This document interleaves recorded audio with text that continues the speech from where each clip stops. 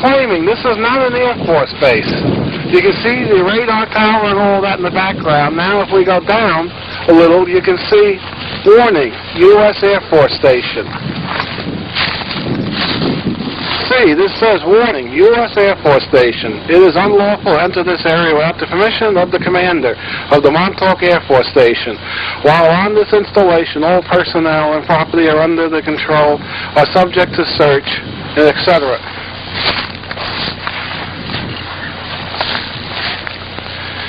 Section 21, Internal Security Act, 1959. Point 50, USC 79.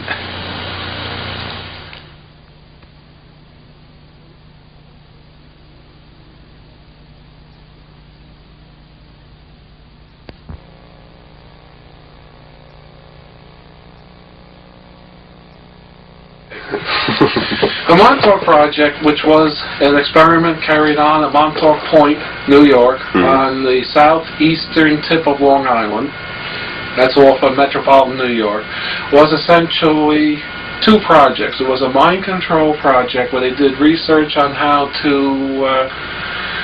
influence the mind of man using electromagnetics. It also evolved into a time travel project. They found out that they could actually bend time with the same equipment that they used to bend minds. This all started back in World War II. There was two major projects going on in World War II. One was the Rainbow Project, and the other was the Phoenix Project. Essentially, the Rainbow Project, well, let's first go into the background.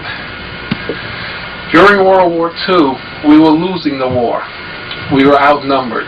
We had Germany against us, most of Europe at that point.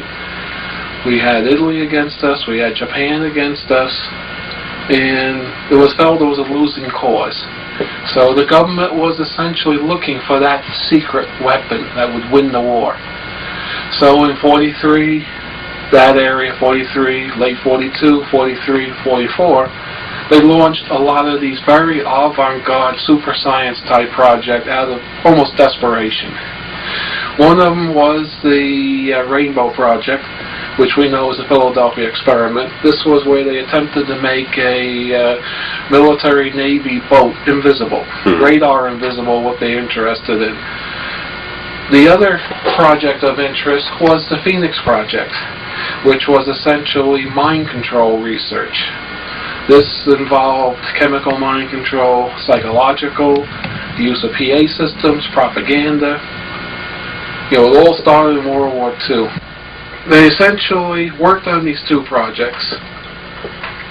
The Philadelphia experiment, or the Rainbow Project, was essentially a failure. What were the dates on the Rainbow Project? The Rainbow Project, actually, the very basic physics research started in the mid-30s. But actually, the government got interested after some successful tests were shown by the Advanced Sciences Institute at Princeton. Institute for Advanced Study. Yeah, Institute for Advanced Study at Princeton. They showed that on small scale, the invisibility could be achieved. This was work based upon the work of Nikola Tesla, Dr. John Eric von Neumann, and others that were in the Institute for Advanced Studies at Princeton. At that point, the Navy realized this thing had a huge tactical application. So they backed it and they funded it. And the research was done up until August of 1943, which we're not sure is the second to the last test or the last test. But August 12, 1943, the project was installed in a ship, the Eldridge. It was a destroyer escort class, not a real small boat, but not a real big battleship. The boat was built special for the Rainbow Project, where they were able to take one of the gun turrets on the front of the boat was fake. They could take it off, and they had a big opening to drop electronic equipment in, large generators, the whole 9 yards of it. And by 1943, they had already outfitted the Eldridge with all this equipment. And the boat was towed out into the harbor, the back end of Philadelphia Harbor, and the order was given to turn the project on, turn on the equipment. Duncan here and his half-brother Al were on the boat, and when they turned everything on, it worked. The boat did become radar invisible. The boat actually became visibly invisible. Then it disappeared entirely. It was gone. Of course, the two Cameron brothers, one Al Bielek today was Edward Cameron back then, and Duncan Cameron, not in this body but another body, decided the party was getting too rough. So they jumped overboard. Except at that point they didn't jump into the water. They expected to jump in the water, swim ashore, and get away from any rough times. But they found themselves in a vortex that the boat was in, like a wormhole in space and time, and they came out at Montauk Point in 1983, August 12th. And it's debatable whether they came out above ground in a grassy field or they came out below ground in the big antenna structure that was in the underground. We don't really know for sure because there is information that had both possibilities. But they ended up in 1983. So they jumped 40 years. Yeah, they jumped 40 years because the wormhole was from Philadelphia, 1943, all the way to Montauk, 1983. There was a secondary drop-off in 1963 in Brentwood, New York. And the two guys found themselves in 1943, 1983. Of course, they went back and forth a number of times. So it's a very convoluted story, so it's hard to really give a quick synopsis. So they were taken from 83 and sent back to the ship. Is that what you're saying? Yeah, they went back because they were trying at that point. The project in 83 was running awry. And they were trying to shut it down, but they realized it was locked in to the generators, the equipment on the boat. So somebody, we believe it was Duncan here, had to go back to the boat and smash all the generators. Al Bielek, of course, believes he was in on it. We don't know for sure. Somebody went back, smashed the generators. When the generators were smashed and the Rainbow shut down, the Rainbow project was stopped, then Montauk stopped, Philadelphia stopped, the piece of the Montauk underground that was floating in hyperspace returned to its rightful area, the Eldridge returned to Philadelphia Harbor, and all of a sudden, there it was in the Philadelphia Harbor again. Of course, they couldn't raise the Eldridge. They couldn't get anybody on the radio. They would get a carrier a couple of times, but they weren't able to get anything that made any sense from the Eldridge, so they sent a launch out to the Eldridge to find out what happened, of course. And what they found is they found people wandering aimlessly around the deck of the ship.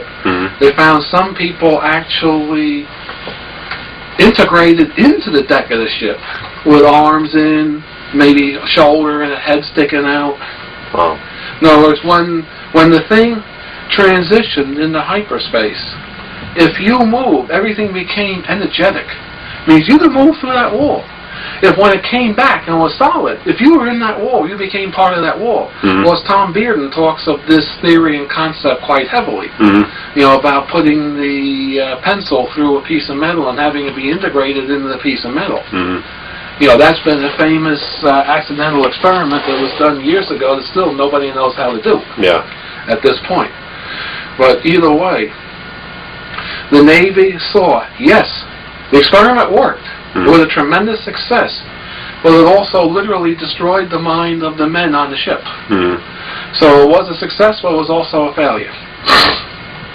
So, of course, they abandoned that project, and they dumped the money into the Manhattan Project and developed the atomic bomb, bombed the bejesus out of the Japanese, and got us to win the war that way. In the meantime, they had won the German front essentially through psychological means, and just marching in with the Allies. But there was a lot of propaganda, a lot of psychological stuff being used on the Germans as well. But it was easy because the Germans were also disheartened at that point too. So the war was won, and it was decided, well, now we're up to 1948. Let's relaunch the Rainbow Project and see if we can figure out why did the men go nuts. So they relaunched it, split into 2 projects. What happened to all these men? As far as we know, they were sucked into a sane asylum mainly. So they're probably still alive today. Some of them are still alive today. Sure. Makes sense. Mm-hmm. But now, let's go to 1948. Okay. They relaunched the project again. They had 2 phases they had to solve. They had to solve the engineering problem. They had to get the thing reproducible and small enough that it wouldn't take a battleship to hold the equipment. So that ended up went out to Los Alamos Laboratory in New Mexico, and that's what we call the stealth technology today, the 3rd level of stealth. The first is the radar cross-section, that doesn't reflect much signal. The second is the carbon coating that absorbs the signal. The third is the electromagnetic bottle, which came out of the Philadelphia experiment research. The third is somewhat known but not talked of that much. You see it referred to fleetingly in articles in trade publications and such in the aircraft world. But the other side... Which is the electromagnetic propulsion system? No, it's the electromagnetic field bottle. generation. It's the field generation that makes it essentially disappear. Okay.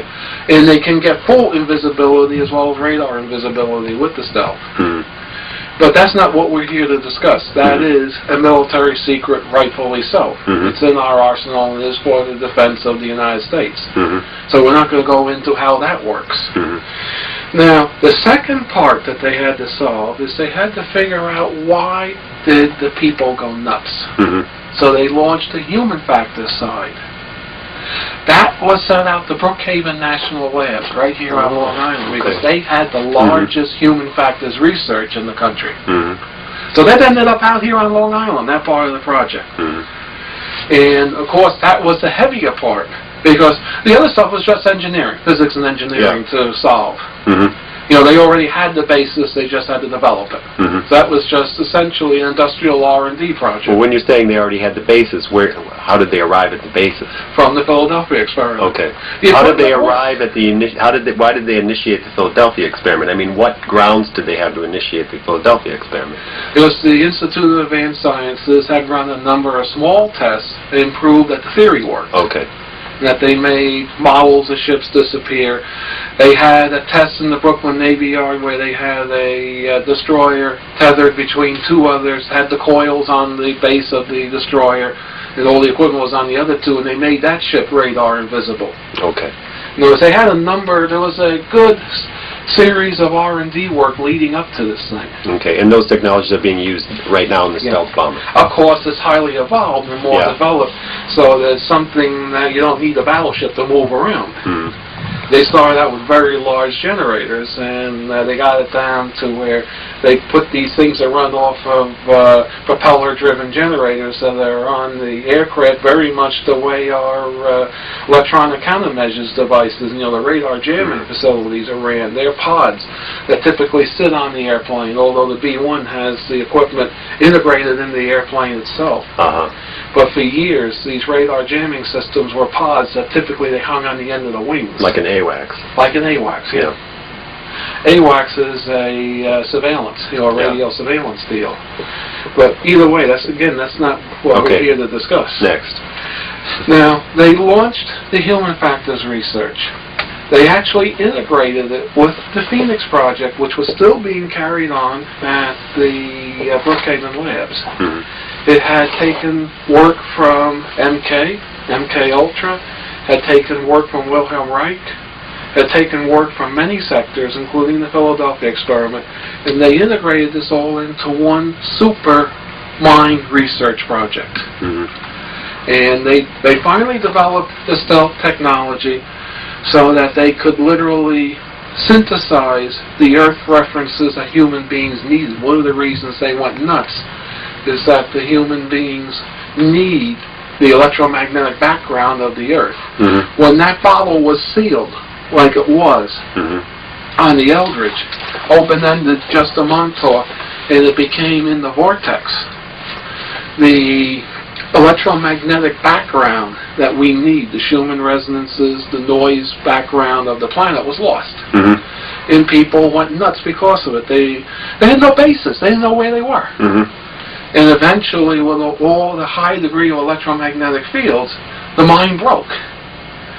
They learned how to synthesize that background and how to concentrate the fields into a bottle. So the inside, it was pretty much neutral and pleasant like the Earth. Of course, all the final reports were written. The final report, the last couple of paragraphs, spoke of that this is the first time we have definite, solid evidence that the mind of man is electromagnetic and that it can be influenced by electromagnetic fields from the outside, and that this maybe should be going into as for crowd control, military applications. Congress said no, no, no, they don't want it. You know, Congress got the report on the early part of the Phoenix Project.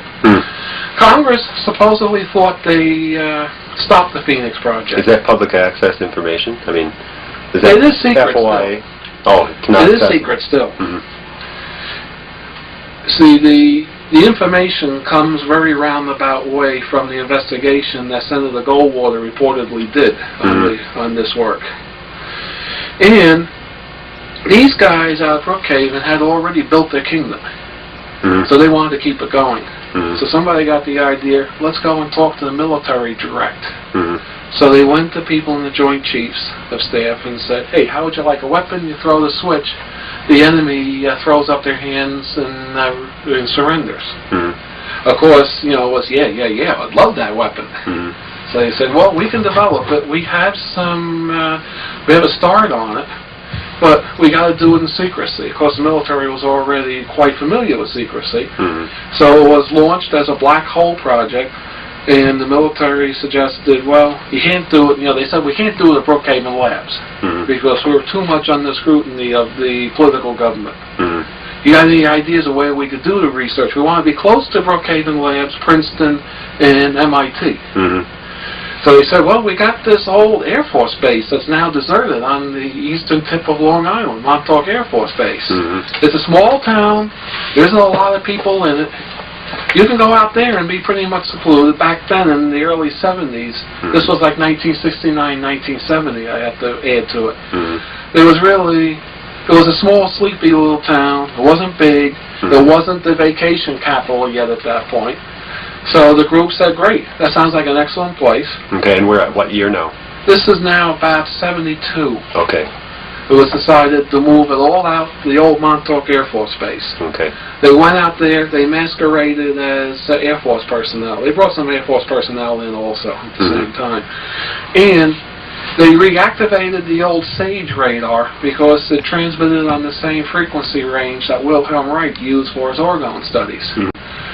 So it was decided to refurbish the old SAGE transmitter. It was there, it was usable. So they got the Air Force personnel in and refurbished it. Then they contracted with the company BJM that I used to work for, and I went out, I started to modify it and, you know, what is BJM specifically? It's a military industrial contract that we made radar jamming equipment. Okay. So what's your background? I'm essentially an electrical engineer. I have a BS degree, and my specialty was essentially receivers. Okay. As you can see, these are all receivers. You know, I'm a fanatic on receivers and radio gear. So I was taken out, and my job was to modify the big old radar transmitter for this special purpose. It started out with what we call the microwave oven experiments, where they just took a human being, stuck him in the building, focused the big antenna on him, pumped out 100 million watts of power and hooked the people in that radar beam. And they got it to the point where they could actually type in a command to the computer, and the computer would pulse the transmitter, and the person would do it to some extent. So there were triggering mechanisms in the brain. Don't know if it's the brain direct or the psyche. See, here we're getting to the question: is your intelligence in the brain, or is it some quantum function that's outside the brain? I personally believe the brain is a computer interface and that your intelligence is outside the brain. Because there are documentation of a number of people existing without a brain. Well, brain dead. Now don't laugh so much. To continue on the Montauk story, they had developed the microwave oven experiment to the point where they got it. You know, they could type in the command, they could get the person to act like a chicken or whatever it is. Of course, Duncan here was one of those research people that they hit with this. Why someone didn't realize that this would burn out the person's brain, I don't know. Clock. And it was finally realized, well, if we turn the antenna around, the non-physical energetic component go through the antenna, and the burning rays would be reflected off into the atmosphere. Of course, they had to route jets away because they shot down a few jets possibly with this thing. You have 100 megawatts of power going out in the air, and the airplane flies too close. It's going to knock out all its avionics equipment. But that was easily to be arranged. In fact, that can be documented today that the old Sage site in the 70s was off limits to airplanes, especially east of the Sage site. By Sage site, you're referring to? The Montauk base. Okay. They didn't know where you would run into the UHF beam that would wipe out avionics on the airplane. Or the alien beam from the 400 megahertz blast. That's another story. And it's also off limits today after 4 o'clock, and there are no aircraft warning lights on the for aircraft? There are no aircraft warning lights on the transmitter tower, and it's we've been told it's off limits after, I believe, 4 o'clock in the afternoon. Really? That's when they turn on the existing equipment that they're still using. But there you go, Vince. They realized that they had a system which they were able to enter the mind of a human being by typing in computer commands. Now, at the same time, this group had heard of some of the alien interchange, the alien research.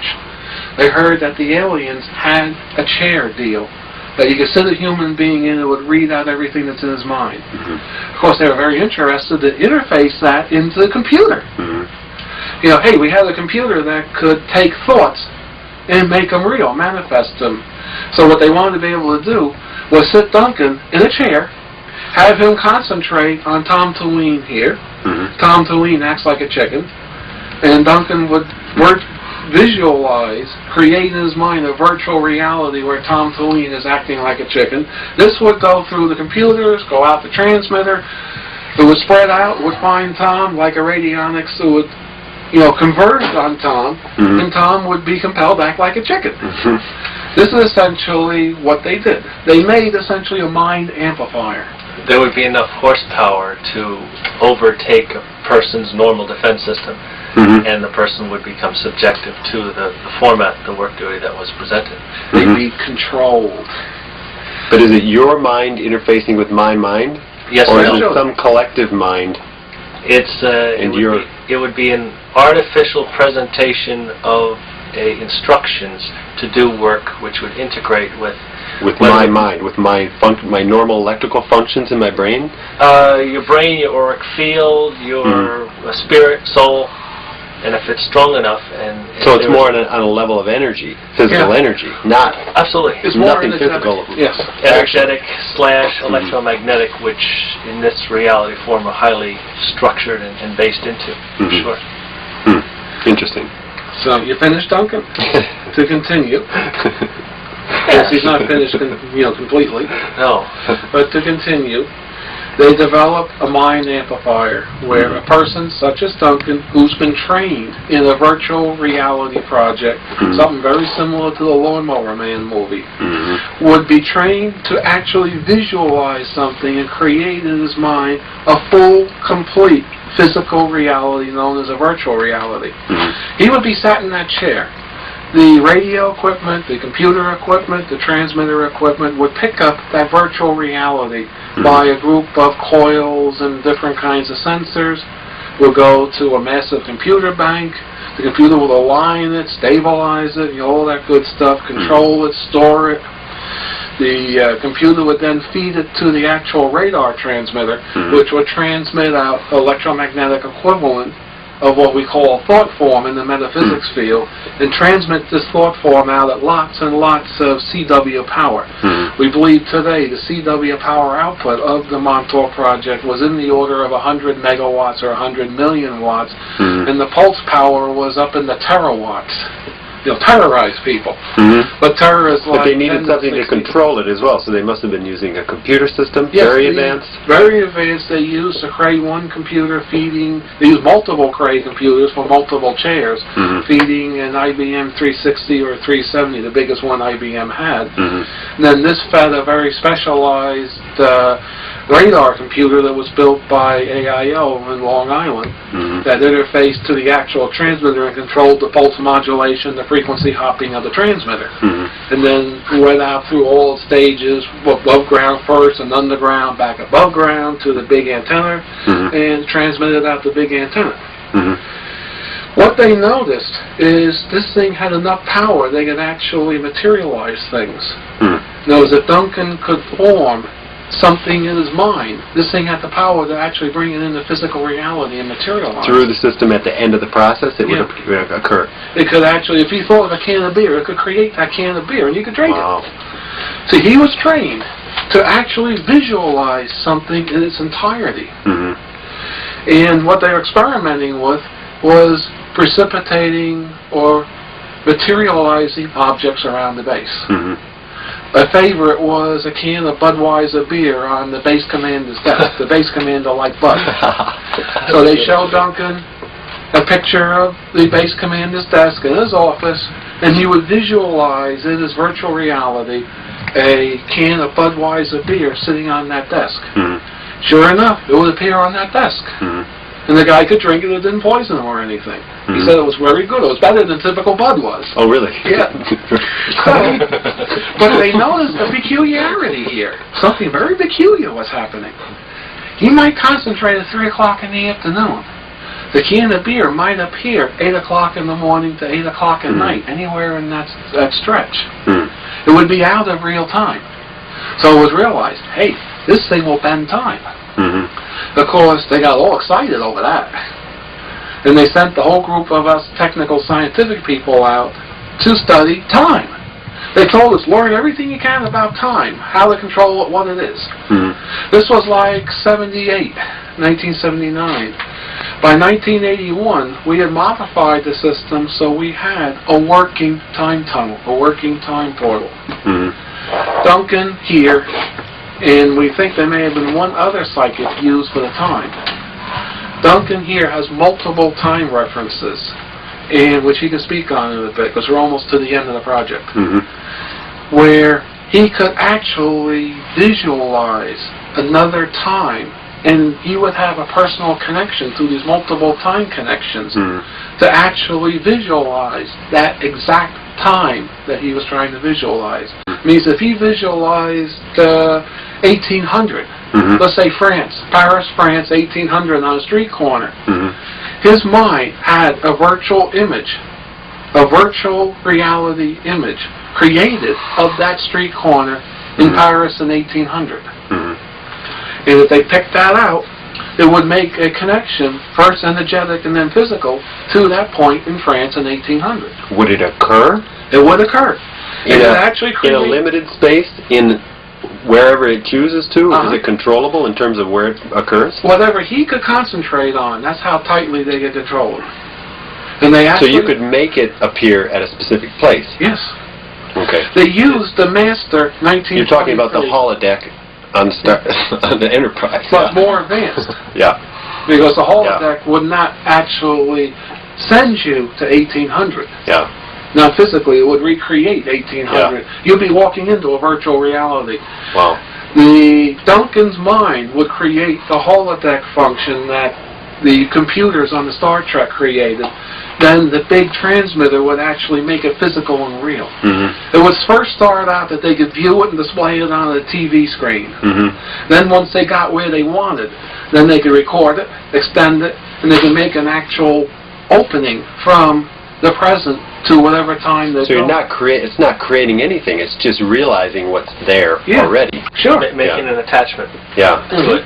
So in a sense, all time is occurring at the same time as what the result of that experiment are. Of course, to make a long story short, they then cleared everybody off the base. brought in a super elite secret group to do the time research. That's when they were starting to muck around and monkey with time itself. Of course, we can go into umpteen billion different stories here of what they could have done and what they did. So, you know, then of course, at the end of the project, in August 12, 1983, they made the connections. Slightly earlier, the two guys came from 43 to 83. The project's locked up. They created this huge vortex between 83 and 43. It was decided maybe early July, I mean late July, early August of 1983, that what was being done out at Montauk was not for the best. You know, some people were starting to get cold feet. You know, they were starting to get scared, to be honest with you. There was meetings held privately among the Why? group. Because the technologies were so advanced that none of the interim... This group was monkeying around with time. They could go back and change the life of Christ if they wanted. It was getting very concerning, very scary. After a number of meetings privately between the people inside, not the management of Montauk, but the workers, it was decided this project had to crash. And who made that decision? I don't know for sure. I don't know who made it. What's decided? The project had to crash. We were going to bring down the project by putting into Duncan a command that when we said the time is now, to bring up into his conscious mind a monster from the subconscious. A Bigfoot, essentially. So, August 12, 1983, he went into a chair, turned on, he was connecting, we don't even know where he was connecting to at that point, what space and time. But along about 4 in the afternoon, I believe it was myself, I went into the chair room, opened up the mic into the chair room and said, the time is now, the time is now. At that point, Duncan cleared out the virtual he had already created and brought up this monster from his subconscious. And of course, it became physical and real, and we call it Junior. It started to stomp around. It was angry, it was mad, it was hungry, it was frightened. It, you know, it was brought out of his subconscious mind. Next thing you know, he's in an area he's not familiar with. He's very mean and nasty. He's making a lot of noise, smashing things. And at that point, it was decided by the project director the project had to be stopped. We went down to the power station and pulled the switches to the radar building. Only thing is, nothing happened. It didn't stop. So my next thought is, holy Moses, the Navy and Air Force techs must have got the wiring underground all messed up. So it was decided, okay, we didn't want to go pull the switches because we weren't sure what was going to happen. So we decided I put on a set of acetylene tanks, you know, a cutting torch. You know, small torch you wear on your back. And I went into the transformer yard, the substation, next to the transmitter building, and I cut the wires coming up out of the ground with the torch. And I had insulation and such so I wouldn't get shocked. And all the lights went on in the base. That damn transmitter kept running. So then I was saying to Jack, that's the base, you know, the head of the project, you going to go in there? He said, no, you're going to go in there. I said, no, you're going to go in there. None of us wanted to go inside the building. Because there's all sorts of discharge, there's all sorts of wild stuff going on inside the building at that point. You could open the door, look in, and it looked like St. Elmo's fire everywhere, and there were glowing masses on the, you know, even the first floor. So finally, I don't remember what it was at gunpoint or whatever, I was, shall we say, persuaded to go in and start taking it down inside the building. So I first went and pulled the wiring out that went up to the transmitter. Because I thought maybe the wiring is still messed up and I didn't cut the actual line. So I knew this box up behind the main panel, power panel, had the 3-phase 440 or 1600 that went up to the drivers. We knew once we got the drivers down, the amplifiers down below, which you couldn't get anywhere near, was shut down. They were primed, they were set, so that if the input signal stopped to those amplifiers for more than 10 seconds, they just shut off entirely, powered down, and was ready to have the water pumped out and that sort of thing. I pulled those wires out. The lights went out in the building, but I could still hear everything humming upstairs. So I say, oh, these damn techs. They don't know what the hell they're doing. The electricians have messed up everything. Now I gotta go upstairs. So I'm climbing up through the muck and mire and the discharge and the alternate realities and all that nonsense. Get up to the first transmitter floor, and I start trying to shut stuff off, shut down. I can't even touch the consoles. I get burned when I touch the consoles. So I decide, okay, upstairs is the master power control for the two transmitters. You know, the first and second transmitter floor. So I said, okay, I'm going to go up to the second floor, and I'm going to cut that whole master power thing apart. I cut it apart. It was still running, but now you could hear everything was out of sequence, out of phase. It was making funny growling noises. I actually had to go into the amplitron rooms and cut the waveguides apart, go into the amplitron. To this day, you can see torch marks where the power control switches were, and you can see torch marks in the amplitron's room by the amplitron. And at that point, when I cut the amplitrons apart, everything stopped humming. The discharging reduced, and I knew, okay, we finally shut this goddamn thing off. And I went out. Of course, most of the people were gone. You know, Junior was 30 foot tall or 10 foot tall, depending on how much brown mush you had in your pants. And by then, most everybody had gone AWOL or run out, you know, run for their life. And there was maybe myself and two others, so we fled. And I went through debriefing. They played the time wraparound number, which, you know, is a long story, so I wouldn't remember and notice. They made sure I didn't remember what I did. I actually had worked 2 jobs. But, you know, unless you're really interested. But essentially, he was debriefed, released back into the public. I was debriefed, released back into the public, and went on about our regular normal lives. And that's the end of the story. So now you can go into questions. Were you, I mean, when you were debriefed, were you required to an oath of silence? No, because you were never in the military. No. Yeah. They did this through mind control means. Both Duncan and I were debriefed through mind control means. We were just made to forget it.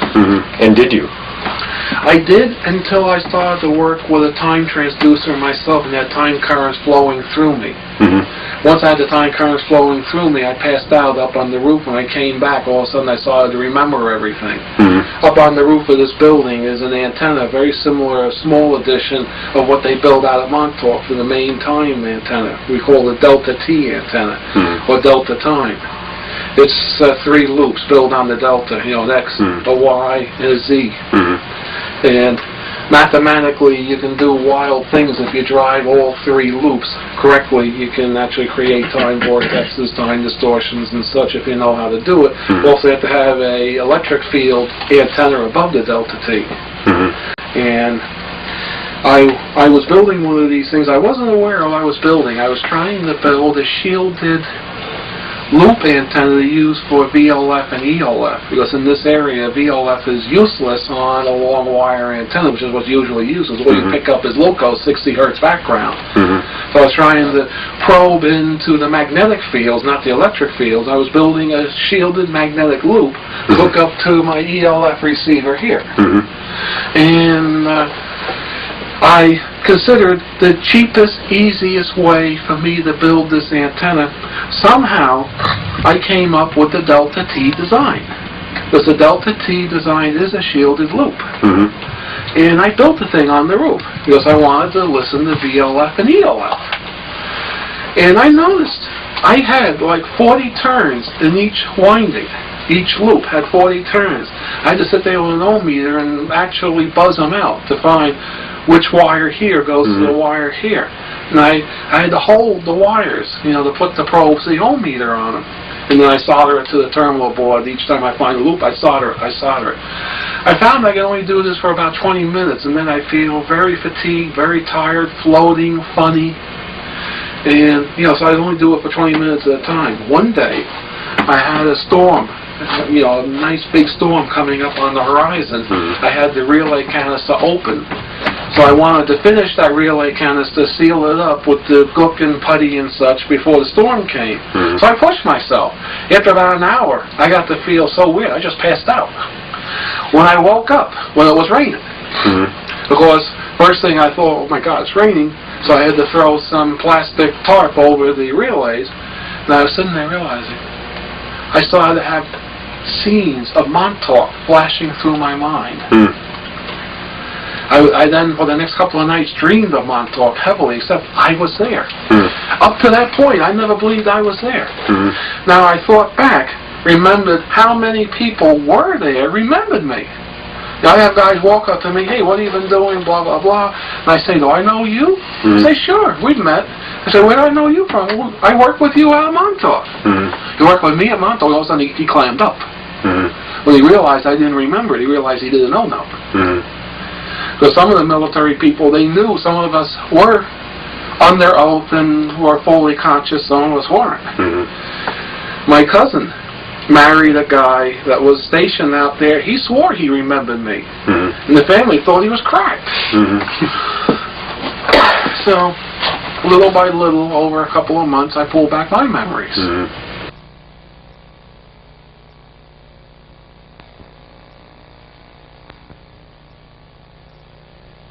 So you were a part of the second part of the project. And the first. How did you get involved initially into that? You were part of the first.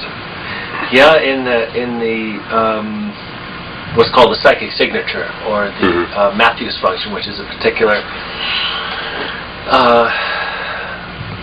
sense of frequency individual to the person as in a thumbprint. Everyone has a particular signature. What I'm kind of have been struggling with is which typically came first. If you follow the chronology of time, obviously the 40s prior to the 80s. That doesn't mean that actually was the case. Some of the information that I get from reading, I've been trained esoterically, initially by the NSA in the 70s, to be able to project my own sense of essence to a particular point and make a reference, and then feedback certain information. Some of my readings inside, in other words, in adjustment with myself into different esoteric zones, something like the Akashic on the esoteric zone, which is something that is that most people use for long-term memory. And there are more different zones, elaborate, evolved, and such. And some of the information comes back that the part of my recall in the 40s is because it has not fully happened to me yet, which I wonder as to why and what that actually means. But if you follow the chronology sake, obviously the 40s prior to the 80s, as to how this whole phenomenon occurred regarding me, that's a good question. Don't really know per se, other than that in the I was volunteered by my father. This is back in basically 1939. Of course, there's a difference in age here. I'm 41 as I sit, and it's a physical impossibility to be X amount of years back in the 40s and still be 40 years of age. That's a different story having to do with actually transplanting the soul into a different body per se, without going through the typical incarnate process that in metaphysics that's a standard phenomenon occurs. So you're not in the same vessel you were born in? That's correct. Okay. The original vessel is 1917 in Germany. Al was born in 1918 or 16. Something like that. Something, I forget whatever time that was. Yeah, we were volunteered. For reasons. Was your father in the service? He was in the Navy for a number of years. Was in and out of the Navy and Coast Guard. Auxiliary Coast Guard. And Al has a picture of him which I question. Mostly I question because I don't recall. I'm not saying it's not valid. Just my own recall, I don't have a connection with this picture that he is training the crew of the Eldridge up in Groton, Connecticut, I think it is. Somewhere up in there. Coast Guard Academy. Oh, yes? But that is in with your father's photographs. Sure. So it could very well be valid. I just don't recall it myself. He's another kind of interesting story in the sense that he was connected almost worldwide for reasons not really known, other than that he grew up in money, and there was money in the family to do sort of as he pleased. Getting back a little bit to the Philadelphia process, some of my information comes through trance, and it's part of the mind which I'm told that will not lie, whatever that means. This is according to psychological and the psychologist and the psychiatrist form of identification.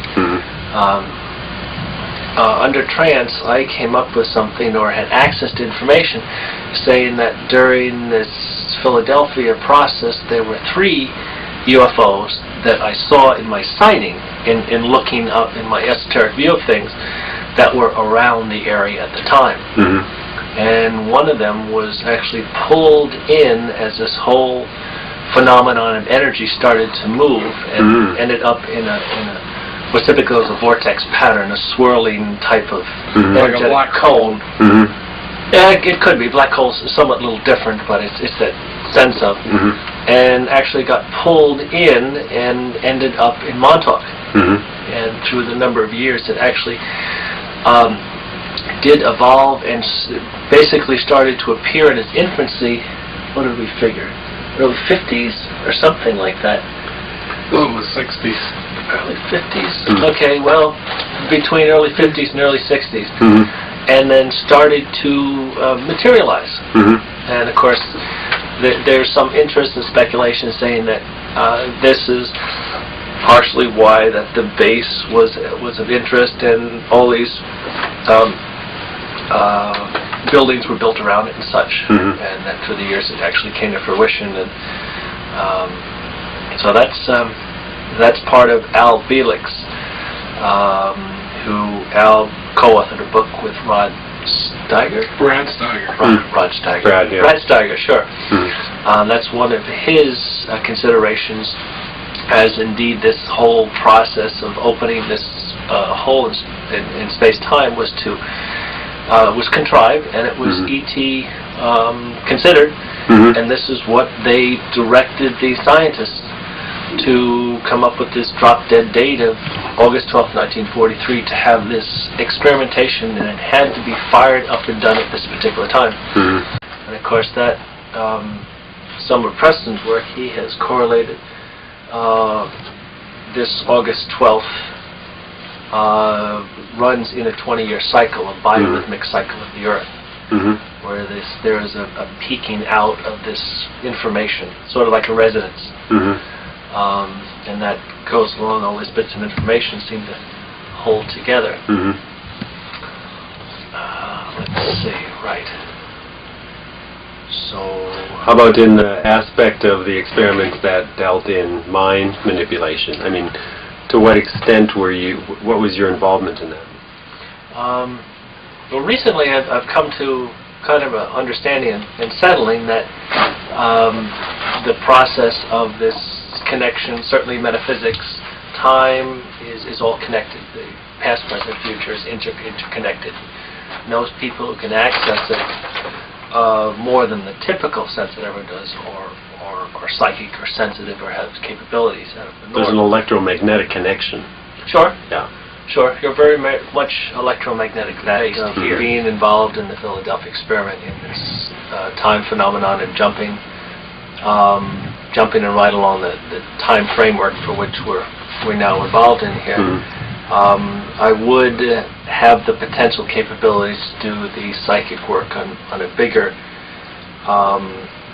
potential than most people would. So coming from the 40s into the 80s,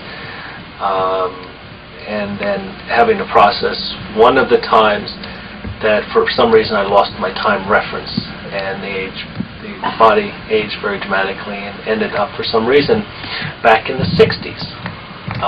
For reasons, I guess it makes sense. We figured within that 20-year cycle of 43, 63, 83. And curiously enough, there's all sorts of tests that Preston has where he and I can validate consideration of things that I do know and figure as a reference of sort. In the early 60s, I don't identify with much of everything. It goes along with the half a dozen or 5 or 6 different memories I have before the age of 13. That are all different? Or Sorry? what? No, it's just basic memories of childhood that are just not there for reasons not known. Okay. But the process of what Preston earlier spoke about, these random thought processes that occurred in different aspects of time, as with the can of beer, it would be a natural phenomenon for the psyche, which had been actually exposed to the esoteric in a broader way than most people, to almost play, go out, take a job and just see what happens, put it out, as in the supposedly the evolution of the human spirit to go into these different realms, which the human spirit does have a natural connection to, all these alternate and the timeline and stuff. But to, given a work duty, just kind of do it on almost an experimental, the creation aspect of it without being contained, and therefore the kind of the advent of the time experiments, which ended up in certainly the mundane to the phenomenon of going and jumping planets and moving into different time zones, of which, as I say, it's a natural occurrence that everyone has, and that we haven't realized. Everyone does. Yeah. The human spirit is so very connected, and supposedly that's some of the interests of the ET groups, that the human spirit that we're evolving in this process has such a vast number of emotions with it. In the love, I hate you, it's so very evident in a child, in that they don't understand that. It's so very extreme in nature, and of course that extremity is part of creation, in that hopping back between the 2 points, there's all sorts of room for doing work and such. So, one of the unusual characteristics in this jumping in time and seeing where the particular special interest groups, and that's basically what Montauk was about, very specialized interest groups within the government, outside, finding a way to accentuate and to gear and maneuver their own sense of for whatever their agenda is. There was a test at Montauk for those people who could sense in this time framework, which we're all moving along, to the year 6037. Sounds kind of kooky and bizarre and unusual, but we all have a connection to our evolution, and that's supposedly one of the most evolved states of the human spirit in the time framework that we're moving along. If everyone has a connection to it, and there is enough kind of horsepower or a process to move it in that area, then could be on paper connected, and it probably was a bit of a jolt and such, but they had these connections, and part of the work duties of some of these volunteers were to go in and sense this horse on a pedestal, which in this kind of surrealistic city, and some of the people had the creativity and the how do we say, and the ability to actually ride the horse, get on this horse, and then follow it and see where it ended up. And from reports, it ended up before Christ, millions of years. And along that pathway, they had a number of what's called flag posts, which for some reason has been connected with me. I don't quite know why, but there is my essence in connection with these flag posts. Markers along the way? Markers in time, same thing. And we're speculating. We certainly don't know because we're still trying to grab memories and see what comes up. And by all means, Al Bielek, my half-brother, is part of this investigation group, trying to put it all together as to what these references in time means. And the logical aspect is that the control group would like to use these forms for their agenda. It's a logical format. So that was one of the peculiar aspects of it. Some of the other unfortunate considerations were the use of boys in the project. What age?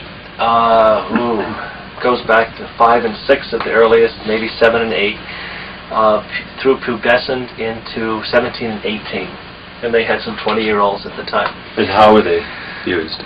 They were used in researching their connection into their natural connection into ESP and where it went involved. And what's kind of interesting and sad is that recently I've come to the conclusion, and certainly always been there, that a person's sexuality and ESP travels the same avenue. We're not necessarily talking about the physical aspect of it, but the energetic part of it. As with a person who, let's say, dams everything in sight, they would be somewhat cloistered in onto themselves instead of forgiving and almost talking to trees sort of thing, to be corny. That flow of energy and graciousness is part of what the group at Montauk were researching. My role has been to write the book and to, tell the story, which is an incredible story. Help Preston tell the story in writing, which is and Duncan's story as well, which is a very incredible story. Now, there's also the role of verifying what they say, as is humanly possible, and in addition to that, finding out, what other strange, what is an objective look at this story. And a lot of the information is not easy to objectivize for the simple reason that much of it comes from witnesses that Preston has interviewed for a period of over, something like 10 years or something like that, and strange experiences, and he's not perhaps chronicled them as, it's that he's not a journalist, he's an investigator and a, paranormal engineer. Now, I think what some of the interesting things are that are an objective look is that there's been at least 3 eyewitness accounts of stealth airplanes hovering over the Montauk base, actually hovering without making any noise. A hovercraft would make a substantial amount of noise. This would appear to be some sort of anti-gravity. Specifically a stealth? Stealth airplanes. The size of the B-bomber, or does it have any connection to the boomerang style? I don't know enough about the different types of stealth, but it would be definitely, from what I've been told, a stealth airplane. One of these was a local, one of them was a friend of mine who happens to be a clairvoyant, Maria Fix. Other lady, and she was with another person who saw this. Another townsperson, Carol Brady, out there, she's a real estate agent in Montauk, she saw a stealth airplane and was not surprised at all. She also has 3 boys who are blue-eyed and blonde hair, and she was very well aware that they were kidnapping people who were blue-eyed and blonde hair as late as, I think, 88. And she said the police were involved, they knew about this, and so this is another substantiation of Preston's story from a totally independent source. There's also Preston, after the book was written, he proceeded to introduce me to different people who have had various involvements in one way or another. One of the more interesting was a man who had worked as a contractor in the underground at Montauk in the 70s. He went down there and serviced the ampletrons. He saw, I think, 20 or 24 ampletrons underground, and he serviced them. He's a nuclear physicist, and he said there's no reason on Earth you would want ampletrons down there to amplify stage radar signals or transmissions. There's no reason for it unless they're doing something awfully strange or unusual. So that's a very interesting piece of information. Also, his assistant said that he had seen an antenna that had been serviced. This was in, I think, 1990 or thereabouts, an antenna in the transmitter building that was actually clean and serviced with a tag. There was also the woman, the real estate agent, told me that she said they were using that SAGE radar out there, and because she would see the big reflector moving. Now, Preston said there's no way that reflector could move. On further investigation, this physicist's assistant said that there is a hand crank, and it was recently greased so that you can actually, because the motor is dead to the reflector, but you can actually manually hand crank this radar reflector. So she was quite satisfied that that thing had been being used. Now, well, the motors are actually missing. Oh yeah. The cranks that ran the reflector. Right, and there's other stories. One of the local historian out there had told me of an instance of him going to the base and seeing, and this is in '72, he brought a friend of his back from lunch to the base where it was heavily patrolled with people with, soldiers with guns, and one of the soldiers put a gun, as they drove up to the inner gate, right on his 3-year-old son. He told him to remove it from his son, and then he pointed it right at him. This is highly irregular behavior for what was considered in federal aviation or at the FAA radar facility. So there are many stories that would definitely corroborate that there was a secret project of a highly secure nature and highly debatable nature as to whether it had any validity. And perhaps we had shown you some pictures earlier of the programming room on the base. Now, the programming room, what this was is we just recently discovered this. This is a room with, one is a psychedelic room with graffiti-looking stuff that's painted in a pattern by an artist. Another one is a black and white room. Another one is a paisley room, and then there's a leopard-striped room, which reminds us of the Timothy Leary experiments in the '60s. This could have been going on in the '60s. So this is like very hard evidence that something of an irregular nature was going on at the base. And as I'm saying, we've also had Helga Morrow contact us. Helga is a woman whose father was involved in the Philadelphia and Montauk projects. Helga, her father, his name was Frederick Cuppers. She has evidence that her father did not die in, I think it was 62, like was believed, because the hair on his hands was inconsistent with the man's in the coffin. And she was surrounded by trench-coated men at the time as well. So she came here and visited us, and there was a lot of interesting collaboration with her and Preston and Duncan. But and she can go on ad infinitum about this.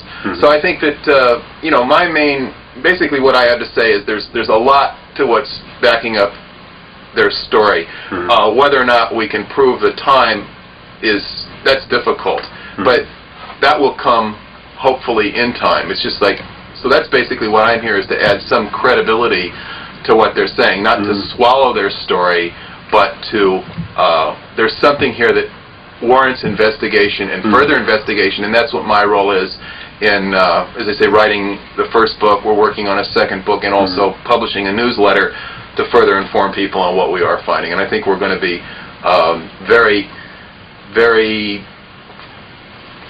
we're going to have a lot more stuff coming, I can guarantee you that.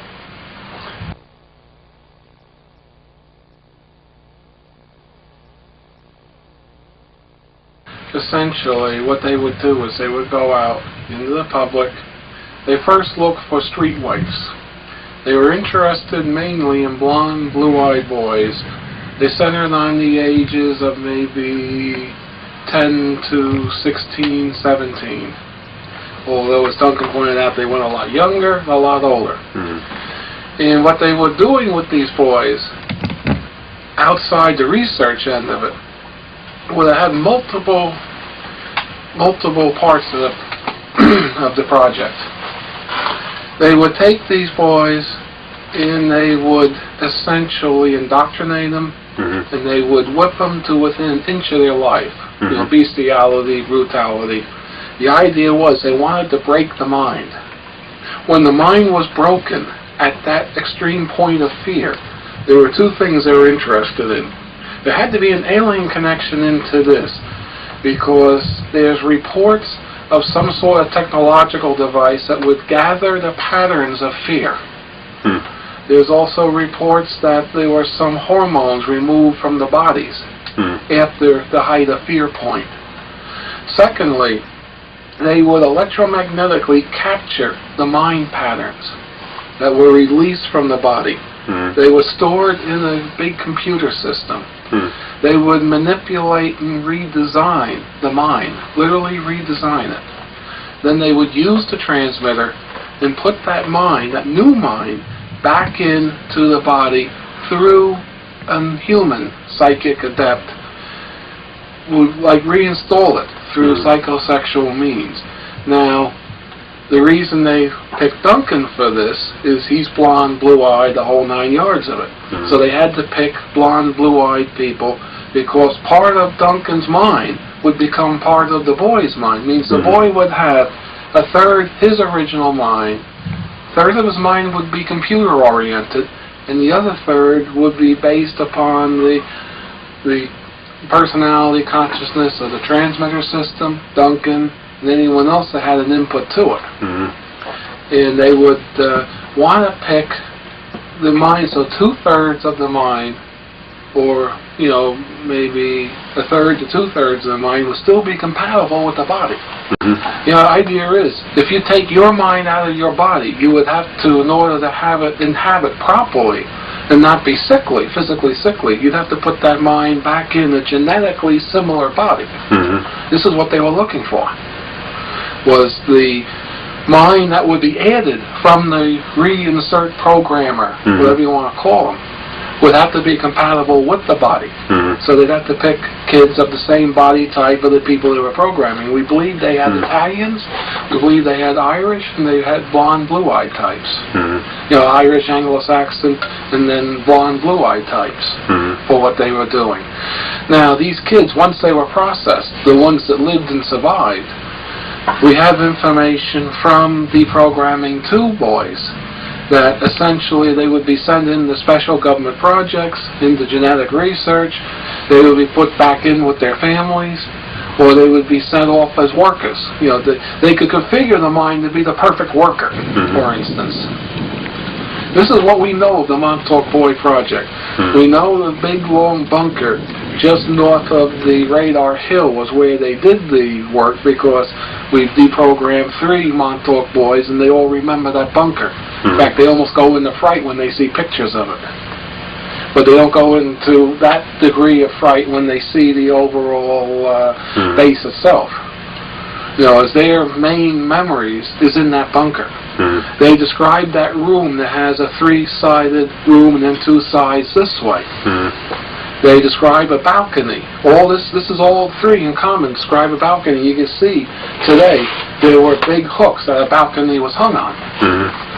So we have located the area. Now, we've had a number of sensitives, including Helga in there, do a read on it, and they can feel the horror and the fright and all this that was done in there.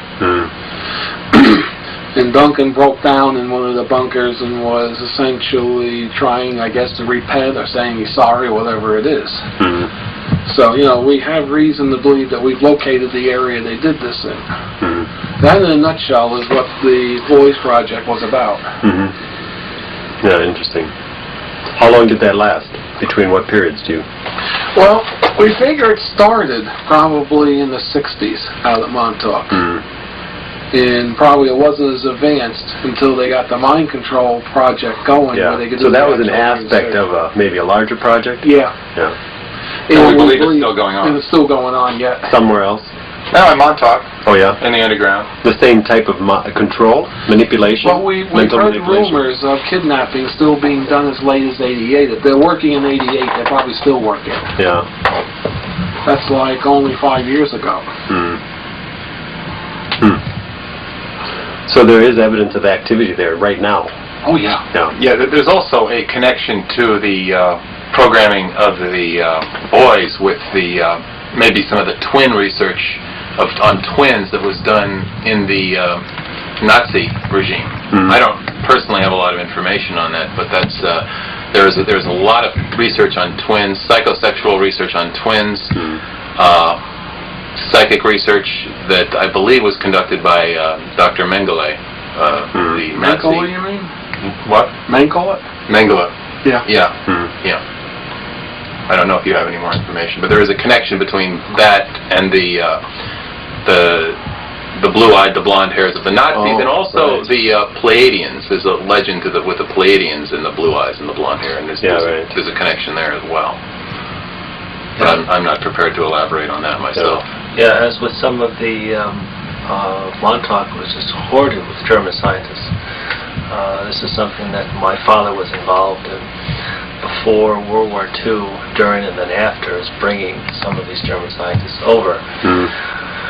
And hiding them in this estate, and then processing through, and then going into these other government projects. Which Montauk, I don't know what to be figured.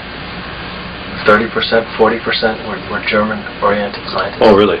Very, very heavy in that investigation. Of course, then there's the rumor that it's a bit more of a rumor that the Germans did have their working time machine back just prior to the war, and it involved sonics, And lights.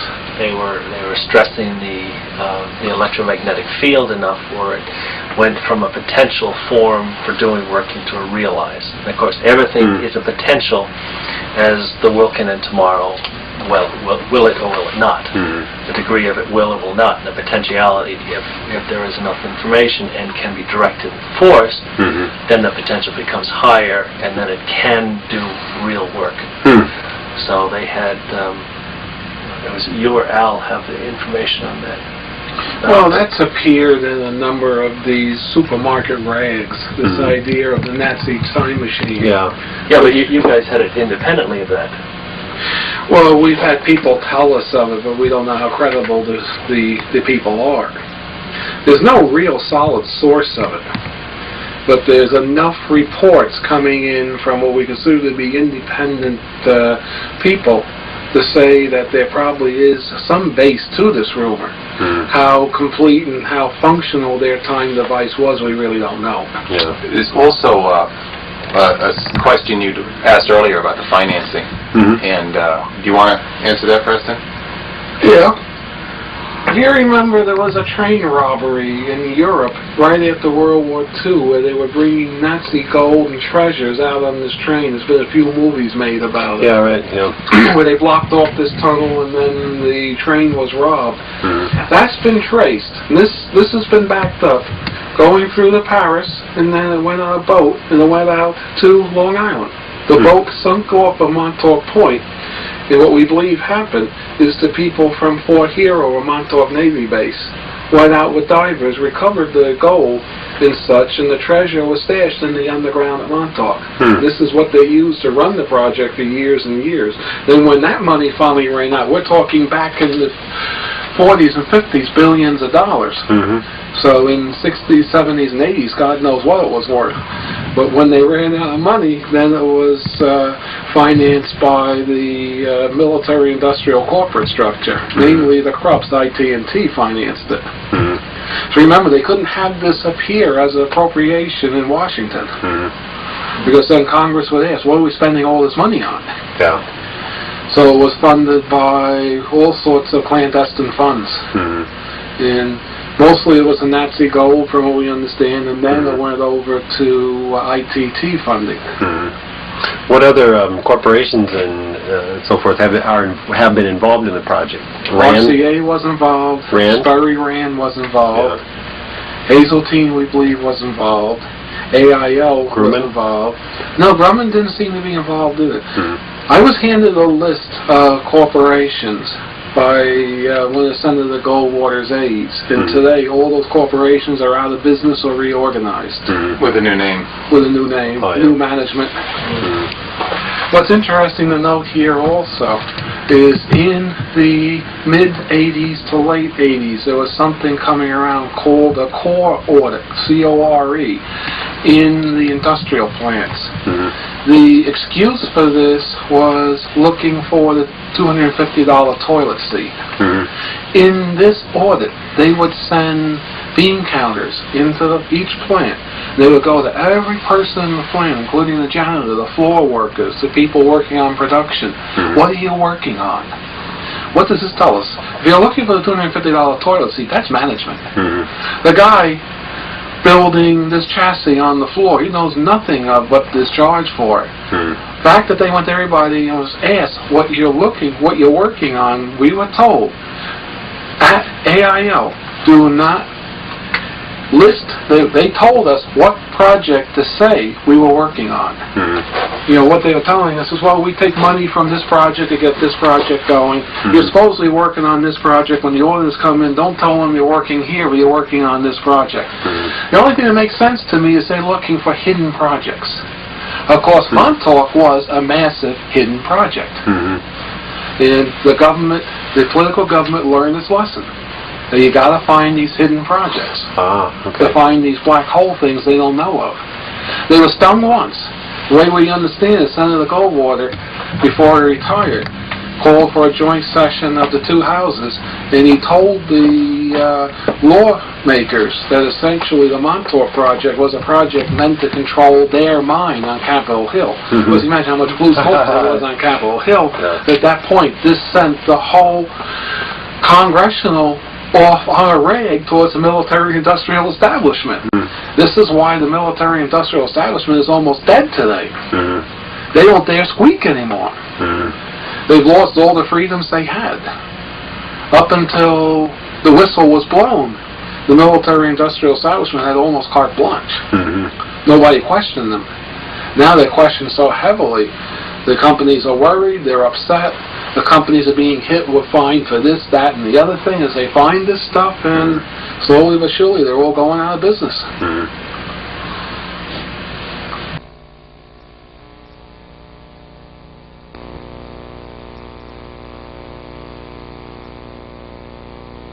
Everyone is ESP.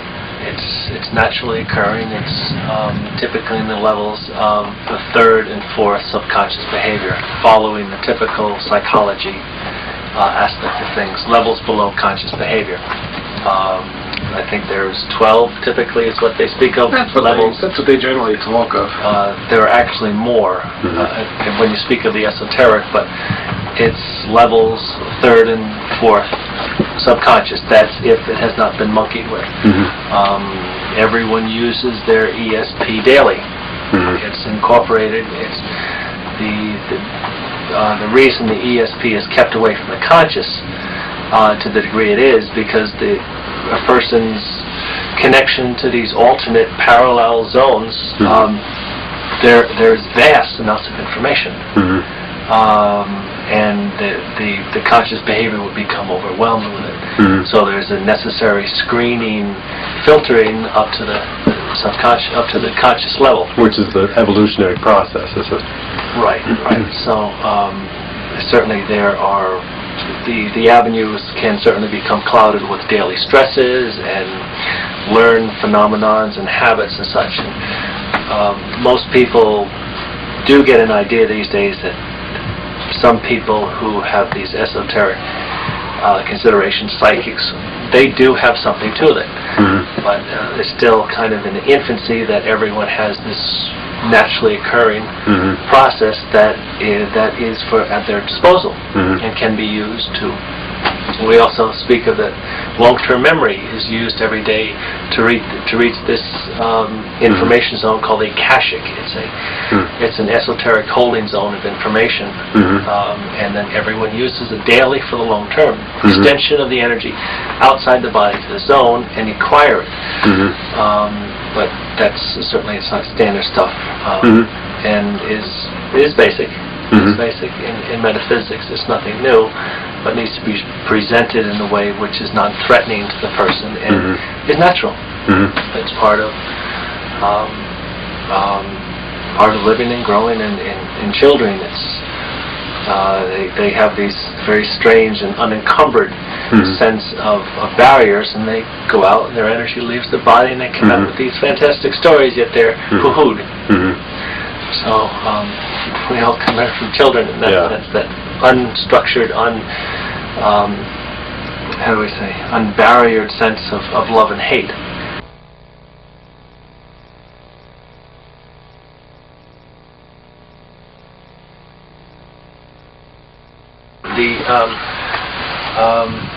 Other than all the space-time and the boys project, certainly is that very queer sense. But one of the buildings I walked into, that what I came up with, that E.T., that very that yellow house, very strange discourse of energy that was very prevalent. And there was on Preston's video, there's this handrail that's so very low. Yeah, it's low. Very low to the. There's other number of the hand railings in these buildings were low, as if either small people or children going up and down those stairs. I think what you're asking about is the alien involvement. Yeah, of which I don't have much recall in my sense. That's very different.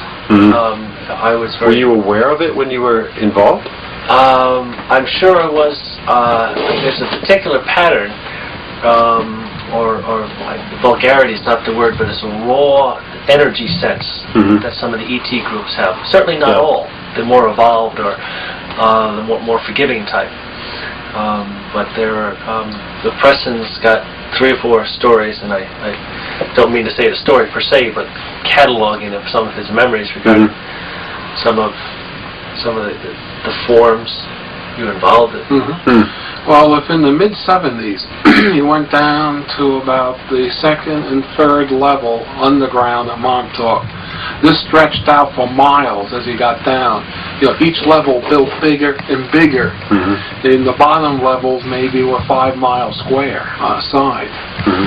In the 2nd and 3rd levels, all of a sudden there appeared in the mid-70s a UFO underground, a disc-shaped flying saucer.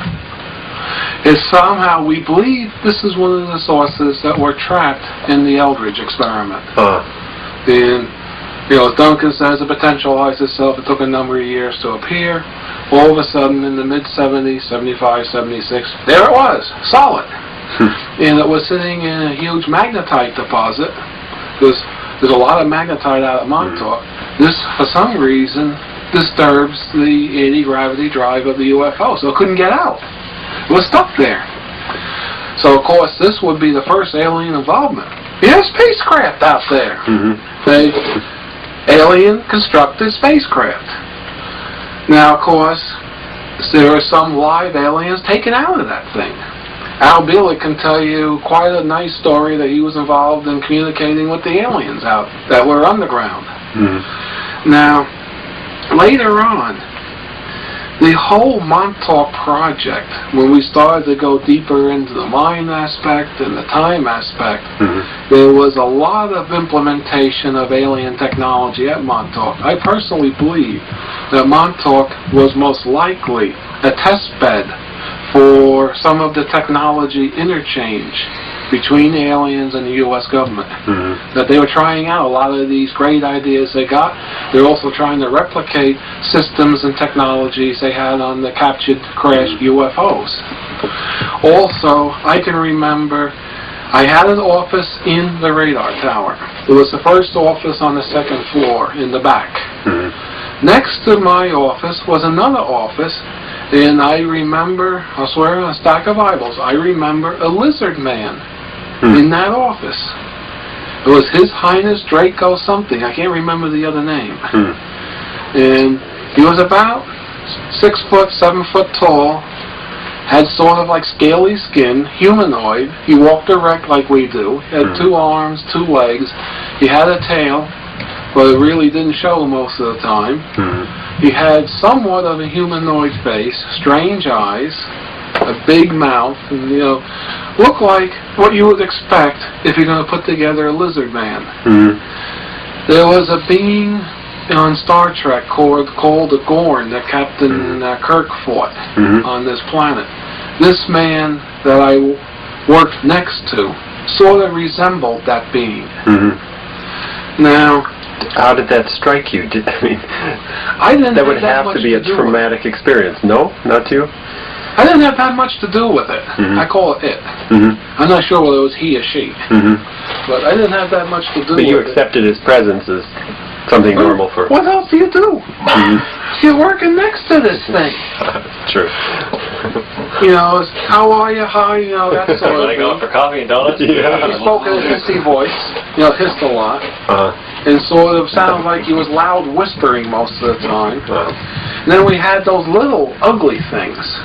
The gray type? Yeah, and then we had the 5-footers and the 3-footers. We used to, get away, you bother me. Oh, yeah. You know, that was the way you handle those, and those things smelled. In fact, there's an odd recollection I have for both the reptilian man and the Greys, the little Greys. The little Greys, I think the idea that's floating around the UFO community that they absorb their food through the skin and excrete through the skin is correct. Because my memories of those Greys stunk to high heaven. They smelled like bowel of fecal matter and urine. And we used to regularly, if we had to work with them, we'd pick the thing up physically and throw it in the shower and wash it. Because we couldn't take the odor of it. And one day, I don't know who it was, got the right idea. Well, after we clean it, let's spray him with Lysol. Maybe it'll smell better for a while. They got him drunk. He loved the Lysol. The Greys are going to the commissary getting cans of Lysol and spraying themselves with it. They loved it. And then... Even though it's still story, it's a good laugher. I don't know. It's great entertainment. And then the other thing that we ran across, I needed some sodium hydroxide for a special soldering project. Of course, we all know Drano is essentially sodium hydroxide. So I went to the commissary, got a can of Drano. So I took a glass, put some water in it, dissolved the Drano, and I was using this as flux of solid wood. His Highness Draco comes in, and he said, "More!" So I got another glass of water, poured some more Drano in it, handed it to him, and the Draco was getting drunk on Drano. How the hell they could stomach that stuff, I don't know. So finally, he really tied a rag on. Tune in at 11. He really tied on a rag. He must have drank about 8 glasses of water made of the heavy, thick Drano. I put enough in so it was thick, because I was using a solder paste. And he gulp. And finally, he came back to normal sense. He asked me, "How do you make that stuff? That's the greatest stuff he'd ever had." So I told him, "Go get some Drano," and they had to keep buying more and more Drano. Because the reptilians are getting drunk on the Drano, and they had to buy more Lysol because the Greys were getting drunk on the Lysol. That's the reason why the project reptilians would get falling down drunk on the Drano. That's funny. Were they involved in the project then, directly? I think they were there more as advisors. Mm-hmm. This is why I think they were there as advisors. Were they there of their free will?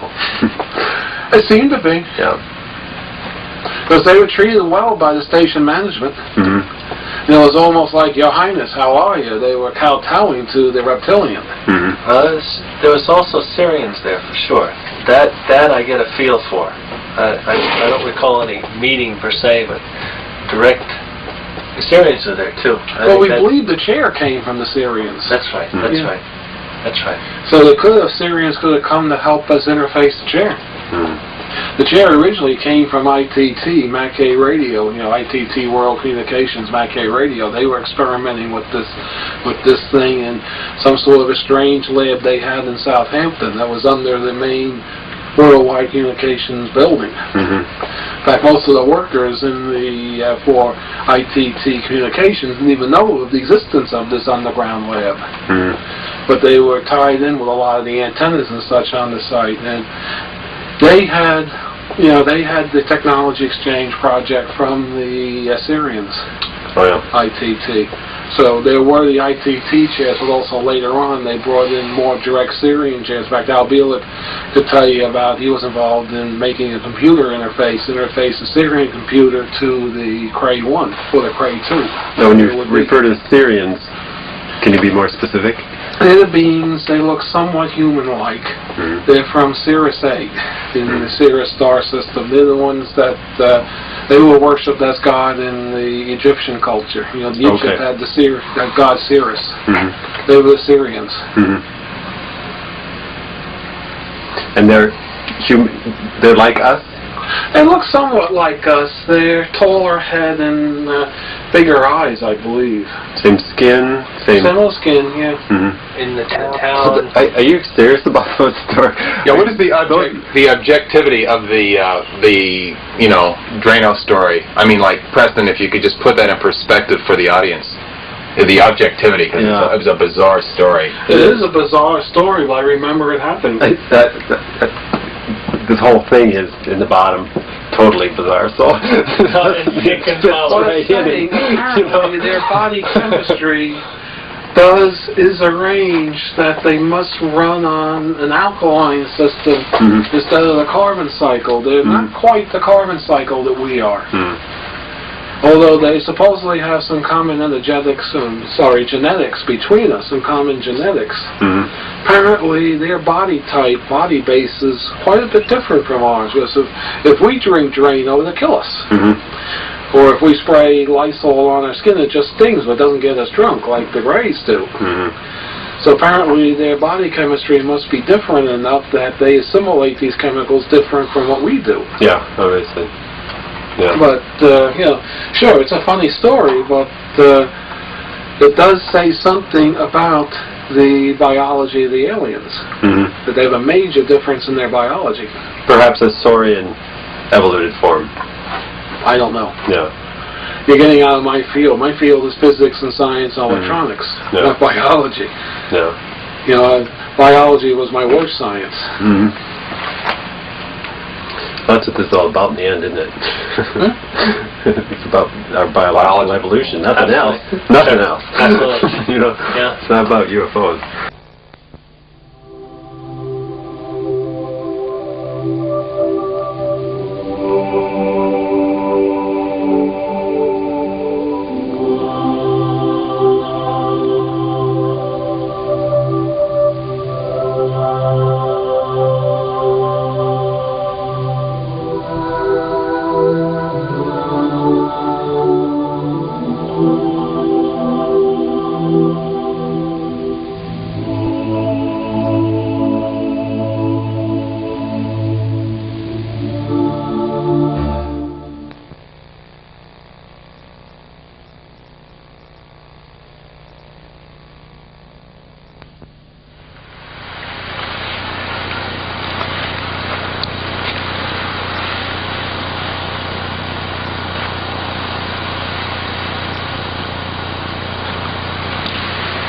One, 2, 3, 4, 5, 6, 7, 8,